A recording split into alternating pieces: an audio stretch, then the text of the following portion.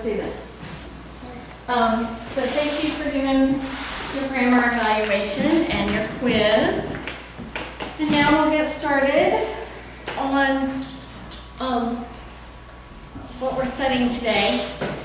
So on the teacher page, you will see this, and it's called a peer editing checklist. And you're going to need to print these every week and bring one to class with you as we peer edit our papers and our paragraphs and things here in class. So be sure I'm going to give you one today for what we're using it today for, but you're going to need to print these every week for class. So be sure you go to the teacher page and get that. There's also a list on there called Expository Topics, and you're going to want to print one copy of that to bring to class next week as well. So it's going to be a list of what you're going to get to choose a topic off that list to write about. So before we peer edit each other's work, we've got to understand the structure of a paragraph. So we're going to watch our movie about paragraphs. And at the end of the movie, we're going to write a paragraph really quickly. And we're going to come up with a topic sentence. Each of you will come up with a topic sentence. Each of you will come up with 2 or more supporting sentences, and then a closing sentence. It's going to be a very short paragraph. Usually paragraphs are 6 to 8 sentences. Ours today is only going to be 4. So you only have to come up with 4 sentences. But don't start writing your paragraph till after we watch the show, okay? It's only a few minutes.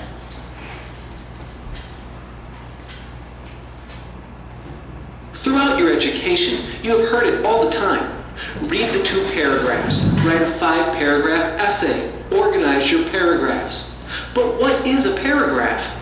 You are constantly required to deal with paragraphs, either with your own writing or with reading. It is a huge help with these types of activities if you truly understand the definition of a paragraph. A paragraph is a section of a piece of writing covering one topic and indicated by indentation. Let's look a bit closer at that definition. The first part states a paragraph is a section of a piece of writing.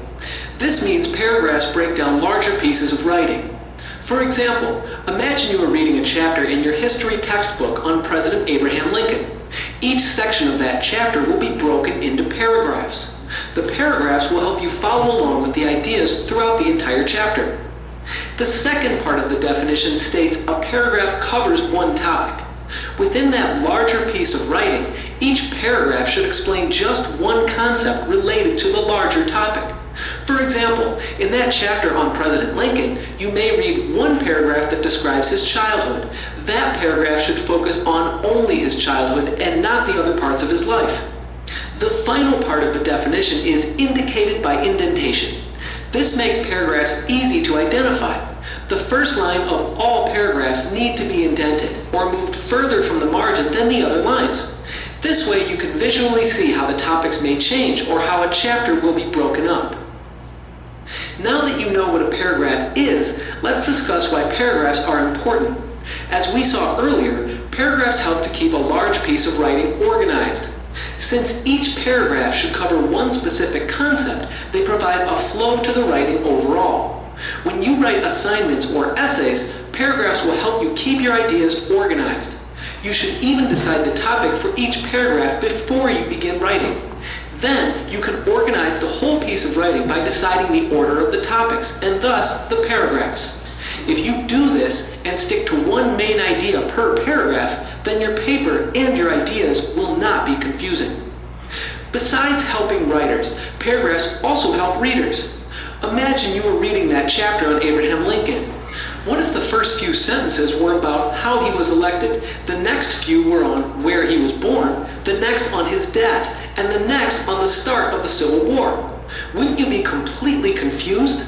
Having one paragraph for each of those topics will help you, as the reader, comprehend the author's ideas. Furthermore, you will not be overwhelmed with information and will remain interested in the writing. Now that you know the definition and purpose of a paragraph, let's look at the structure. We have already discussed how the first line of a paragraph should always be indented. This helps the reader visually see when topics will change. Besides indenting, there are some other things to keep in mind when structuring a paragraph. The first is to begin a paragraph with a topic sentence. The topic sentence serves as the introduction to the whole paragraph. For example, imagine you are writing that paragraph on Abraham Lincoln's childhood. Your topic sentence should be some broad statement about this main idea. Look at this example. Abraham Lincoln had a rough childhood. If this is your topic sentence, then the whole paragraph must be about challenges he faced when he was young. The middle of a paragraph should contain supporting sentences which support the main idea of the paragraph. This should include any details, evidence, and examples that prove your point. For the paragraph on Lincoln's childhood, the supporting sentences need to describe where he was born, what his family life was like, and anything else that happened in his childhood. These details should also support the idea of his having a rough childhood. Finally, each paragraph should end with a closing sentence. You can think of this as the opposite of the topic sentence. This sentence needs to end the paragraph and provide a close to that main idea. For example, these events show the early struggles Abraham Lincoln faced in his life could be a possible closing sentence for that paragraph. It summarizes the main idea and provides closure. Knowing the definition, purpose, and structure of a paragraph can help you when reading a piece of writing. But if you want to be a successful writer, you need to know how to make a paragraph effective.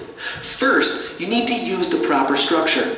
Indenting and having only one main idea per paragraph are both good ways to keep your reader's interest and prevent confusion. In addition, you need to make sure that you not only have topic and closing sentences, but that they provide a transition between the ideas of the different paragraphs. For example, if you plan on writing a paragraph about Abraham Lincoln's struggles in early adulthood right after the paragraph on his childhood, then your closing and topic sentences should indicate that change in topic. You can end the childhood paragraph with, "These events show how Abraham Lincoln was able to learn the skills that will allow him to overcome obstacles in his later life." This indicates that the next topic you will be discussing relates to struggles he faced in his adulthood. In this way, that closing sentence connects or transitions to the next paragraph. Lastly, an important way to create an effective paragraph is to include relevant and convincing supporting details.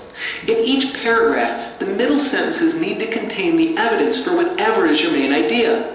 For example, if you were writing the paragraph on Lincoln overcoming obstacles in his early adulthood, then you need to share details of him succeeding in elections, or in his family, or in any circumstance where he overcame the odds. These ideas support your statement that he had struggles but succeeded anyway. If you have relevant evidence to support your claims, then your paragraph will be effective. To review, a paragraph is a section of a piece of writing covering one topic and indicated by indentation. It must have one main idea and have a first line indented from the margin more than the other lines. Paragraphs help writers to keep their ideas organized and provide a flow to their writing. For readers, paragraphs help keep them interested in the writing and able to comprehend the writer's ideas. Paragraphs should also have a specific structure. Each needs to have a topic sentence to introduce the main idea of the paragraph, supporting sentences to describe the evidence and examples, and a closing sentence to provide an end to the paragraph. Finally, to be effective, a paragraph needs to have relevant and important supporting details. The structure should be clear and properly indented. Also, the topic and closing sentences should connect to previous and following paragraphs. If you keep these ideas in mind as you write, your paragraphs will be strong and credible. Okay, so what is the visual clue so you know it's a paragraph? Indentation. Indentation, that's right. So how many spaces do you indent on a paragraph? 5. You push the tab. You push the tab. You push the tab on when you're typing it. Yes, that's true. It's actually 5. You're supposed to indent 5 spaces. So, important note. All right, so take a moment and come up with a topic sentence. You're just writing a little four-sentence paragraph that Do you're we going get to, what's the topic? You pick the topic. Dang it, there's so many choices though. It can be something simple. It can be about Labor Day weekend. It can be about animals. It can be about, I don't know, what you want for Christmas. It can be anything. You just need a topic sentence. You're just writing a quick, short, little paragraph. So you're going to have a topic sentence. You're going to have two supporting sentences. And then you're going to have a concluding sentence. So that way we have a paragraph.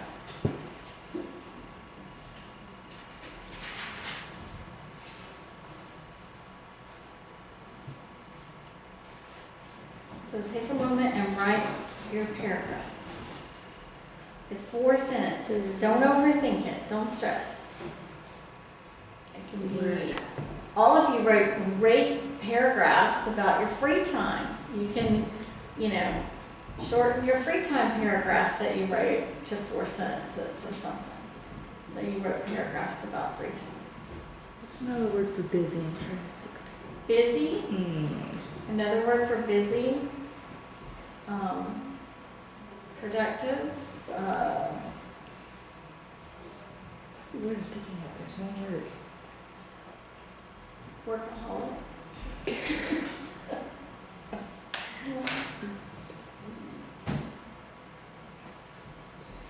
Oh, it's right music. Everybody got a topic, or you need me to throw out some more ideas? It can be about an amusement park, it can be about a vacation, it can be about a sibling.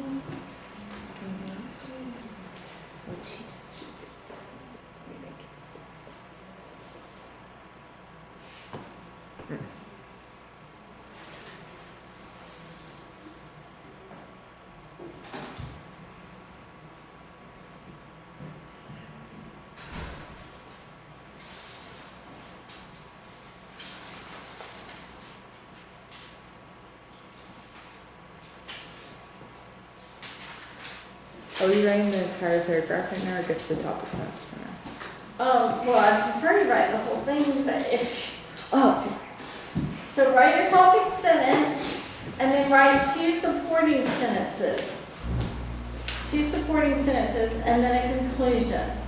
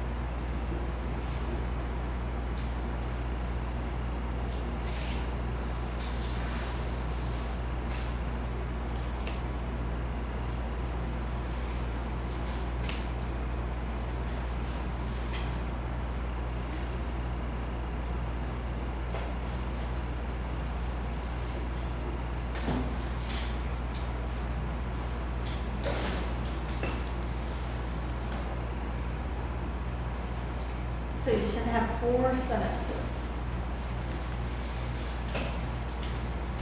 And they don't have to be,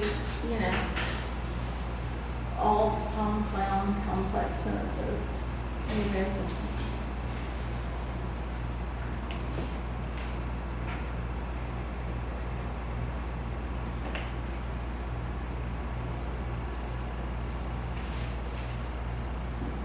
So if I was giving you an example of my paragraph, with my topic, one of the things I did last weekend was, if I said, we took my daughter to see some colleges. We traveled to 3 colleges, 2 in the state of Georgia, 1 was in Alabama. She at least it's like one of the colleges. There's my 4 sentences, very simple paragraph, okay? And remember to indent the 5 spaces for your topic sentence.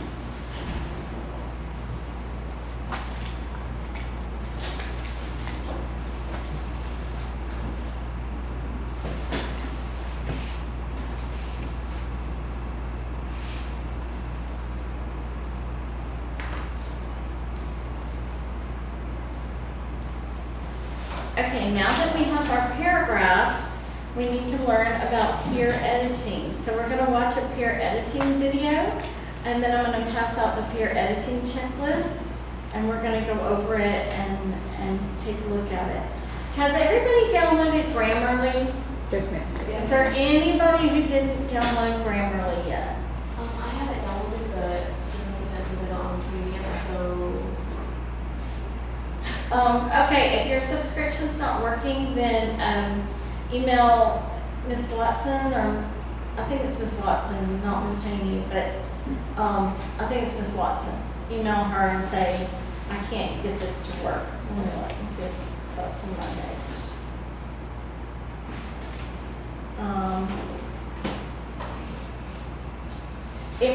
If you have not downloaded it, you can contact evaluations@tandemedu.org.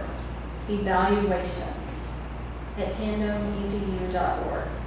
So if you email that email address, they'll make sure that you get the subscription and get it fixed.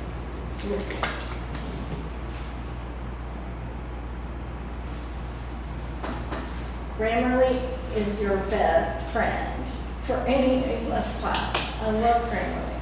It will help, and it will even check to be sure you haven't plagiarized something.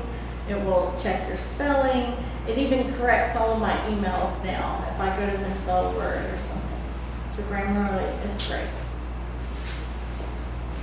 Okay, so let's learn how to peer edit, and then we're going to practice peer editing things.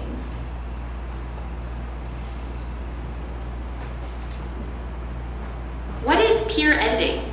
Peer editing is when students read one another's writing and provide feedback. The writer benefits by becoming more comfortable with sharing his work, while the editor gains exposure to the writing of an author with comparable skill. Both writer and editor become more adept at looking for important details that will improve their own writing. Peer editing may include grammar, content, or both. In this lesson, we'll focus specifically on editing for grammar. Grammar focuses on the way sentences are put together. It includes sentence structure, capitalization and punctuation, and spelling. When you edit another person's work for grammar, you will look for punctuation. Did the author place periods, question marks, exclamation points, commas, and quotation marks in the correct places? Capitalization. Did the author use capital letters at the beginning of each sentence and with all proper nouns and titles? Sentence structure. Did the author use complete sentences rather than fragments or run-ons? Did the author use correct subject and verb agreement? Did the author use consistent verb tense? Spelling. Are all words spelled correctly based on context? Now, let's take a look at an excerpt from an essay with some grammatical errors.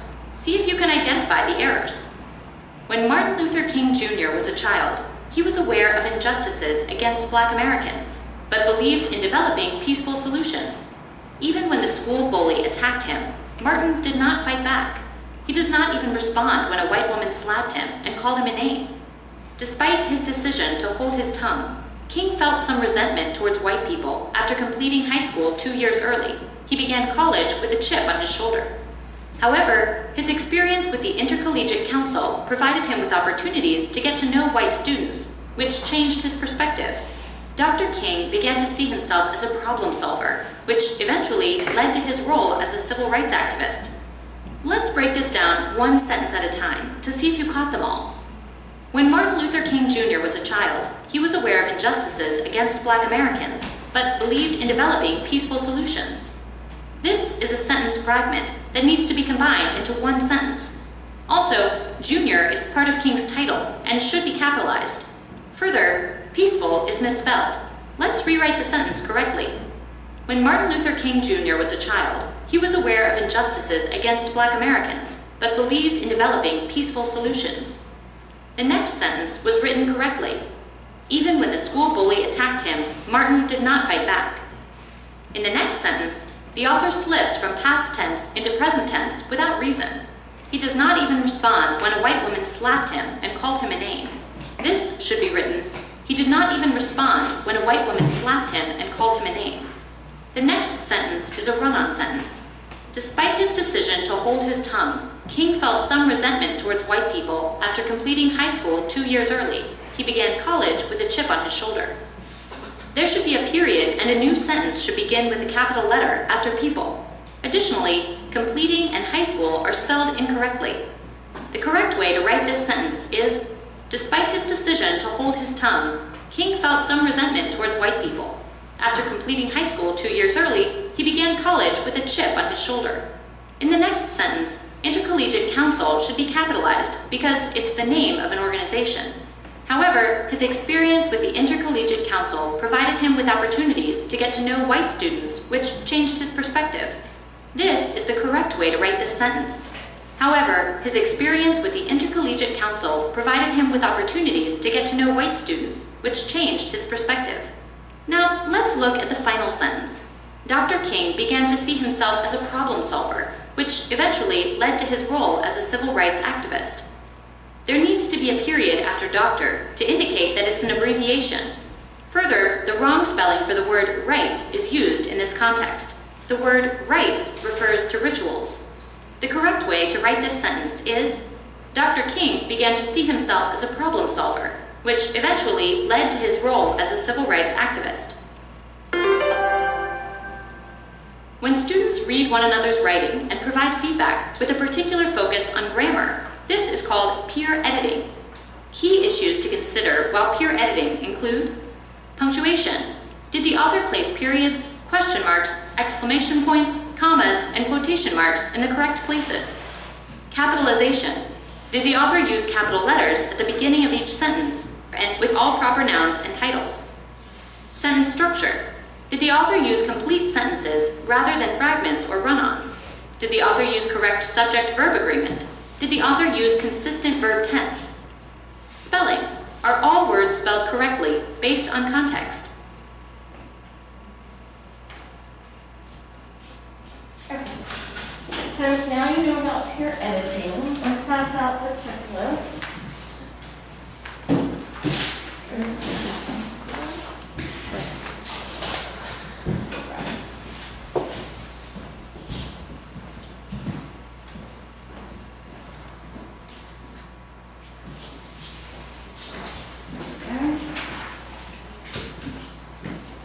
So this is what you'll be printing out each week and bring into class.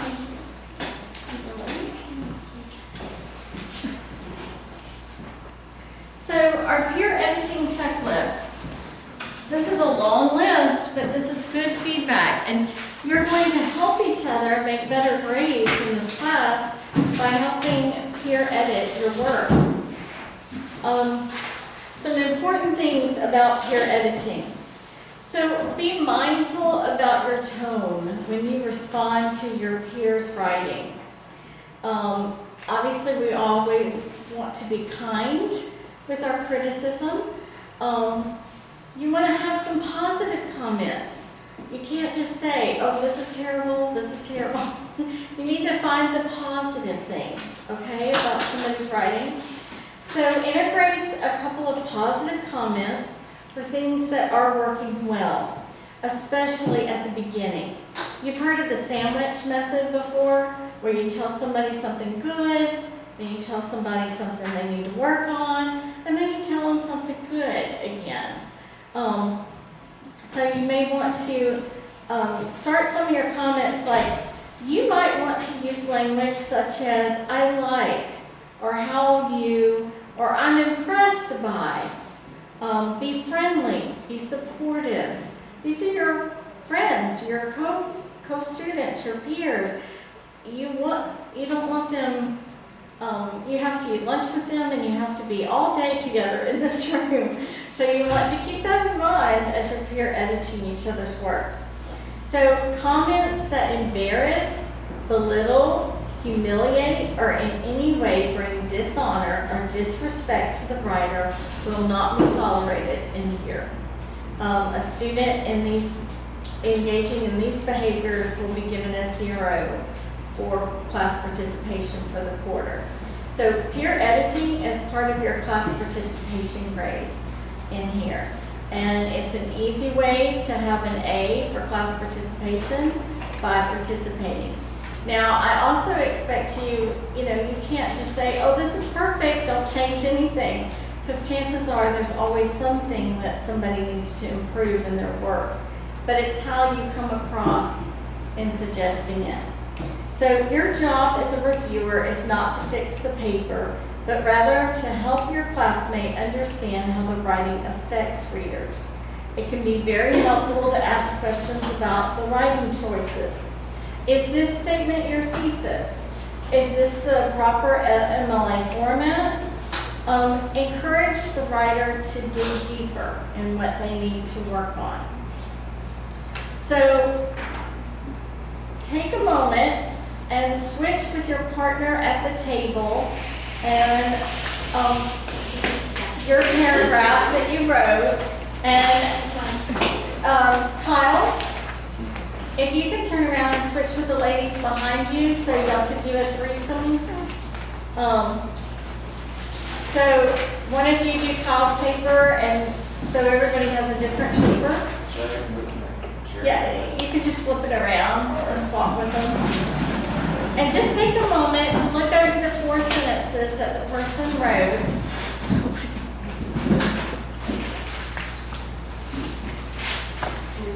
And you don't have to go through this entire checklist because this would be for a much longer, but just check for punctuation.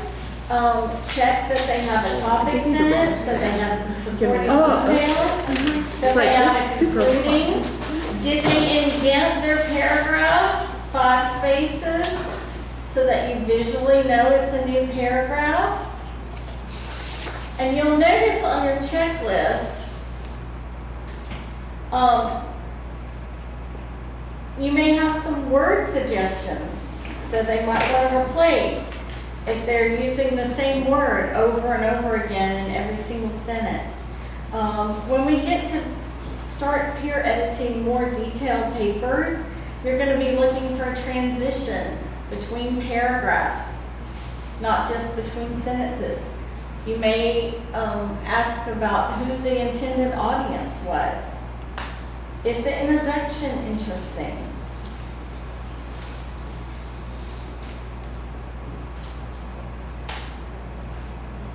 Catch any punctuation errors or capitalization errors that the person might have made.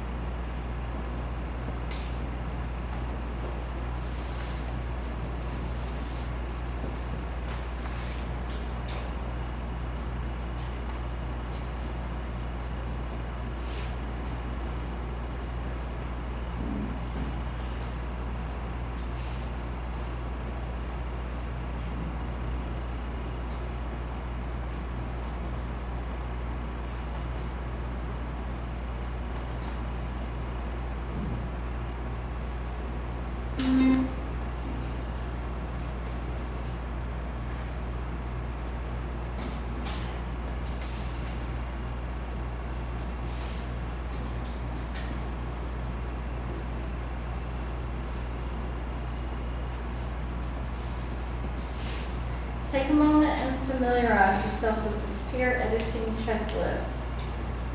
Like I said, some of it won't be relevant to the paragraphs.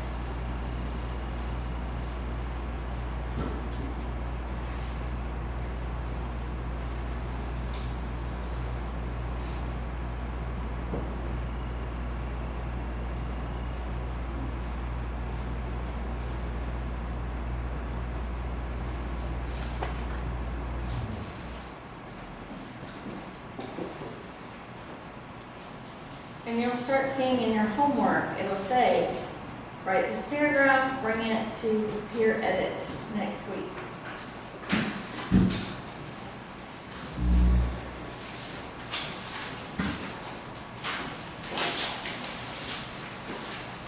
When you're done, go ahead and exchange with the person so they can see your comments or your feedback.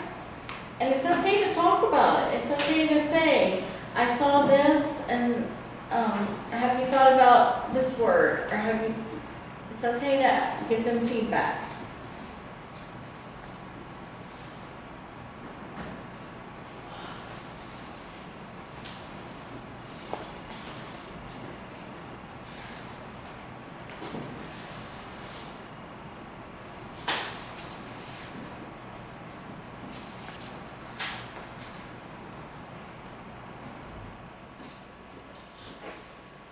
And I can't stress enough, remember to print this and bring it with you next week.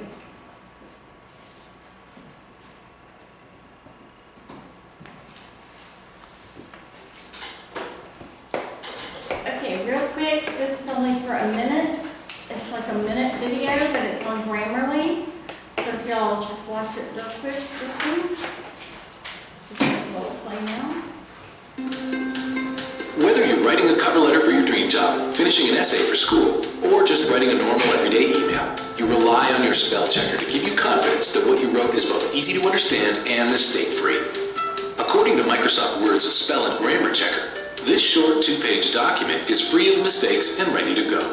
However, with a click on the Grammarly button, you quickly discover that this document actually contains 18 mistakes in only 350 words.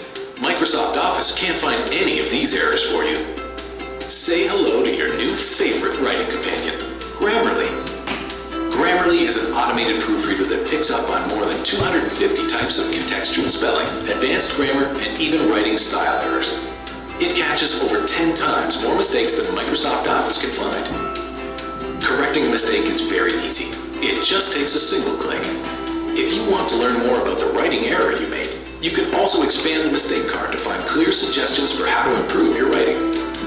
Grammarly's state-of-the-art technology adapts to your writing needs, and integration with both Microsoft Word and Outlook ensures that your spelling and grammar are impeccable no matter where you choose to write. Let Grammarly help you write concisely, save time proofreading emails, and ensure that your resume and cover letter are mistake-free. The Grammarly add-in works well with Word and Outlook for Microsoft Office versions 2007 and onward. Download it today and see just how great mistake-free writing can be.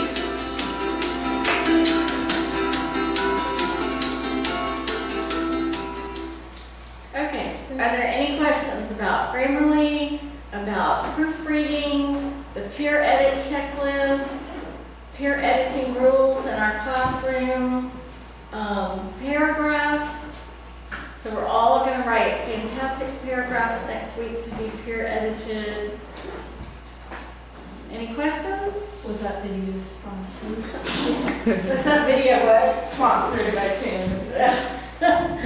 I don't think so, but it's very peppy, isn't it? So it is. It's a great, Grammarly is just wonderful. I cannot stress it enough.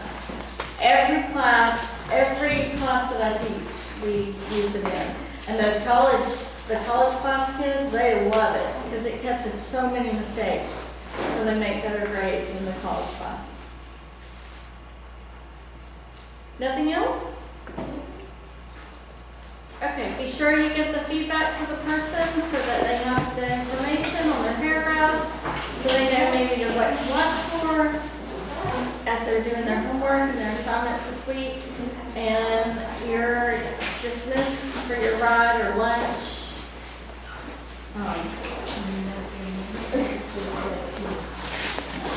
Or to sit with your mom. Do you have logo today? Yeah. Dang it! I wish you didn't have logo today, because then y'all could come to football. But that'd be fun. Recording off?